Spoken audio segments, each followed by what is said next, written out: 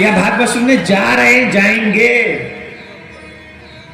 आप यहां बैठ के इसका महत्व न समझ रहे हो, लेकिन पितृलोक में बैठे हुए आपके पितृ आपको आशीर्वाद देना प्रारंभ कर दिए। कब से? जब आपके मन में संकल्प आया कि हम भागवत सुनने जाएंगे, तब से।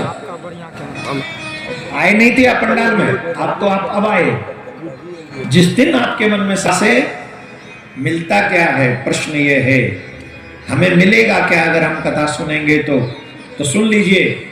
आप अगर कथा मन लगाकर सुनते हैं तो क्या मिलेगा? दरिद्र क्षयी रोगी निर्भाग्य पाप कर्मवान अनपथ्यो मोक्ष कामाम सुनो याच कथम यमाम। ये मेरे शब्द नहीं, भागवत में लिखा है। दरिद्री व्यक्ति कथा सुनेगा तो धनवान हो जाएगा, रोगी व्यक्ति कथा सुनेगा तो निरोगी काया को प्राप्त होगा, पापी व्यक्ति कथा सुनेगा तो निष्पाप हो जाएगा। ऐसा कोई पाप नहीं जो भागवत सुन के नष्ट न हो जाए, कोई पाप नहीं ऐसा। इसका मतलब ये नहीं कि हम ये परमिशन दे रहे हैं कि आप पाप करना ना। अब तक जो आपके पाप हुए वो सब पाप नष्ट हो जाएंगे भागवत श्रवण से।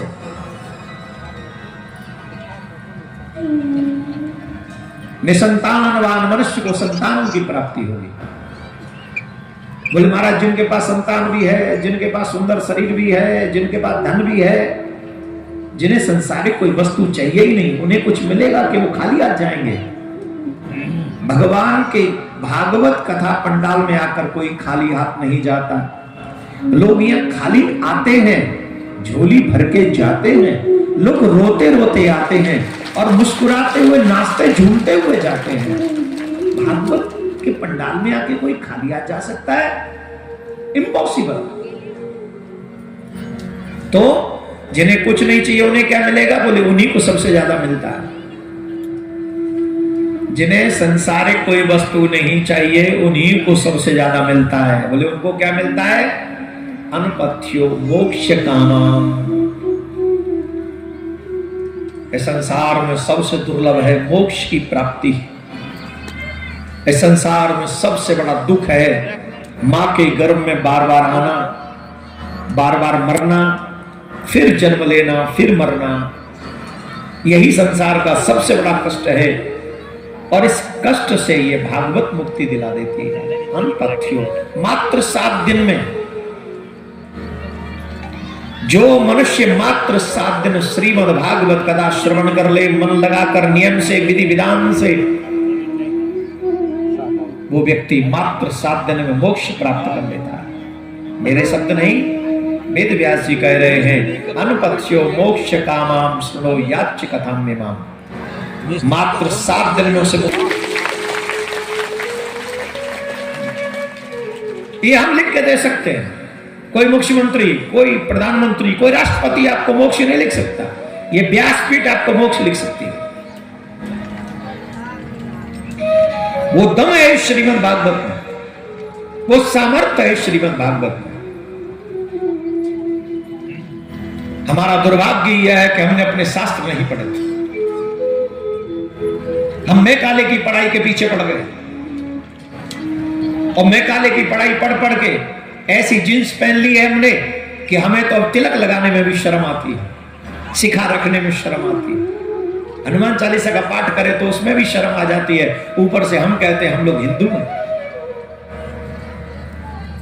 माय डियर, न माता पिता सगे हैं, न बेटा बेटी सगे हैं, न पति पत्नी सगे हैं, न गुरु सगा है, न कोई और सगा है। मात्र धर्म ही तेरे कर्म के साथ तेरे साथ खड़ा है और जिसके साथ धर्म है उसी की विजय है, उसी का कल्याण है।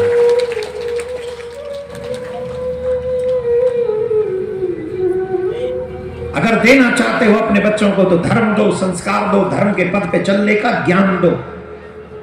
वही सबसे बड़ी संपत्ति है जो यहां भी विजय करा देगी और वहां भी विजय करा देगी।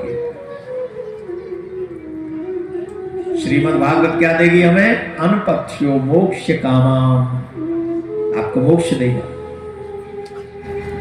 अब बताइए, इतनी बड़ी गारंटी के बाद भी अगर मनुष्य मन लगा कर भागवत में से, तो उससे बड़ा मूर्ख कोई होगा?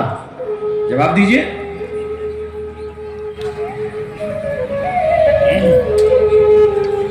धर्म की बात, बहुत अच्छी बात मुझे याद आ रही है? सुनोगे? जो धर्म की सेवा करते हैं और जो धर्म का पालन करते हैं, अच्छा अच्छे समय में तो धर्म कोई भी कर लेता है, लेकिन बुरा समय जब आए और धर्म का उत्तर बात बने। अचानक से एक साधु उनके यहां आए। पापियों को वापस श्री भागवत भगवान की है आरती। पापियों को वापस